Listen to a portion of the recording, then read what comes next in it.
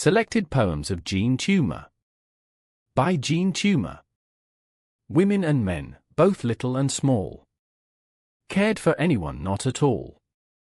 They sowed there isn't they reaped there same. Sun, moon, stars, rain. Children guessed, but only a few. And down they forgot as up they grew.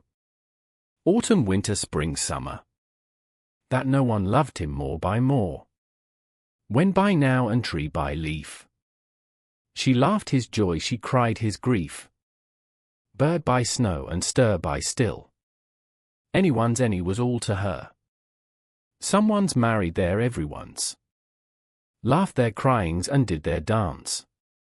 Sleep, wake, hope, and then, they said their nevers, they slept their dream. Stars, rain, sun, moon. And only the snow can begin to explain how children are apt to forget to remember. With up so floating many bells down. One day anyone died, I guess. And no one stooped to kiss his face. Busy folk buried them side by side. Little by little and was by was. All by all and deep by deep. And more by more they dream their sleep. No one and anyone earth by April. Wish by spirit and if by yes. Women and men, both dong and ding. Summer, autumn, winter, spring. Reaped their sowing and went there came. Sun, moon, stars, rain. 1940–433. Jean Toomer, 1894–1967. Orne Nathan Pinchback Toomer in Washington, D.C., Toomer from the age of 5 was raised by his mother, until her death in 1909, and her father, P.B.S. Pinchback, Lieutenant Governor of Louisiana during Reconstruction, when blacks had political power in the South. By I-1919, he had enrolled and left several schools, including the Universities of Wisconsin and Chicago, New York University, and the American College of Physical Training.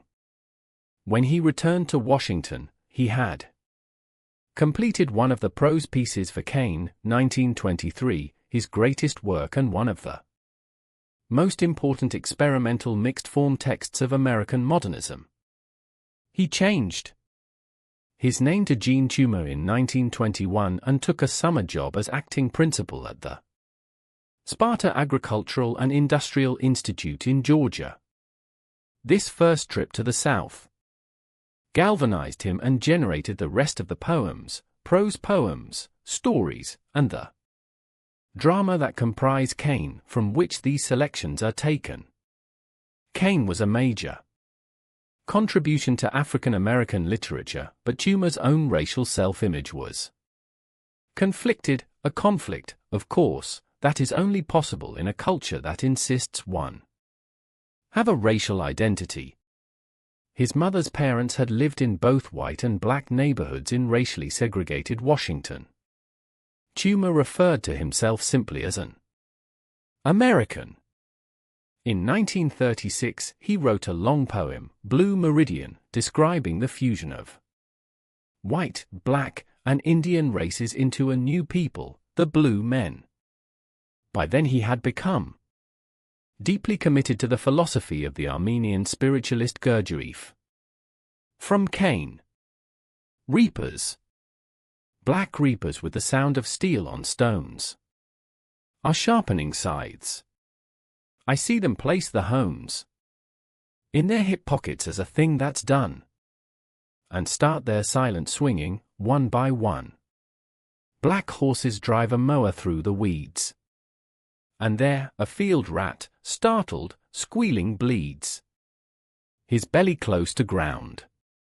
I see the blade, blood-stained, continue cutting weeds and shade. November cotton flower. Boll weevils coming, and the winter's cold made cotton stalks look rusty, seasons old. And cotton, scarce as any southern snow. 2 hones, stones for sharpening blades, was vanishing, the branch, so pinched and slow, failed in its function as the autumn rake. Drought-fighting soil had caused the soil to take all water from the streams. Dead birds were found in wells 100 feet below the ground. Such was the season when the flower bloomed. Old folks were startled, and it soon assumed significance. Superstition saw something it had never seen before. Brown eyes that loved without a trace of fear. Beauty so sudden for that time of year. Portrait in Georgia. Hair braided chestnut, coiled like a lynch's rope.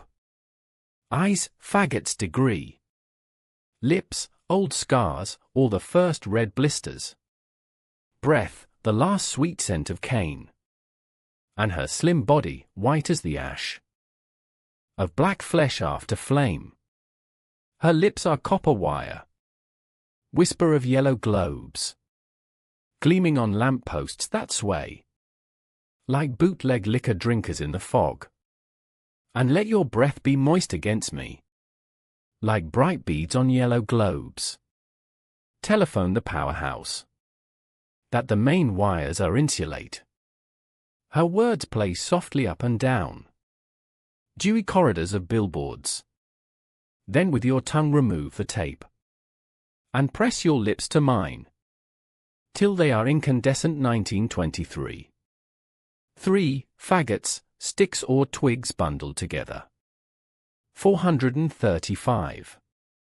Charles Reznikoff, 1894–1976. Born in the Brooklyn Jewish community of the 1890s, Reznikoff earned a law degree but did not practice for long. He worked at a legal publishing firm in the 19308, which proved a major inspiration in his writing. He began his career in poetry, however, as an imagist. His one-line poem Aphrodite Vrania, 1921, fuses the Greek goddess of love with the muse of astronomy. A decade later he was still writing in this mode. About an excavation, another short poem announces, a flock of bright red lanterns has settled. As that untitled poem suggests, he regularly depicted New York settings in his short poems. But he also wrote imagist poems evoking the lives of poor immigrants and sometimes shaded imagism towards social commentary, as in an untitled 1918 eulogy to the sculptor Gordia Brzeska, killed in World War I. How shall we mourn you who are killed and wasted? Sure that you would not die with your work unended. As if the iron scythe in the grass stops for a flower? Many of these early poems appeared in handset books that Reznikoff published himself. Meanwhile, his focus began to shift. At the publishing firm he was summarizing court records of legal cases for publication in reference books. They provided a unique, often violent, history of American social life. While these court cases had all the persuasive if sometimes surreal idiosyncrasy of individual lived experience, their cumulative effect created a broad panorama of American life. He also found the spare prose of the court narratives powerful. Reznikoff refined and compressed some of the stories from court records for a 1934 prose collection, Testimony, and he began reworking the material into poems. The eventual result was a 2-volume poem sequence, Testimony, the United States 1885–1890, Recitative, 1965, and Testimony, the United States, 1891–1900 Recitative, 1968. 2 further volumes covering the years up to 1915 were found among Reznikoff's papers after his death, and a new 2-volume edition comprising all 4 sections was issued in 1978 and 1979. Portraits of African Americans and accounts of race relations are among his recurrent themes. I have compiled this selection from Testimony by gathering some of those sections together.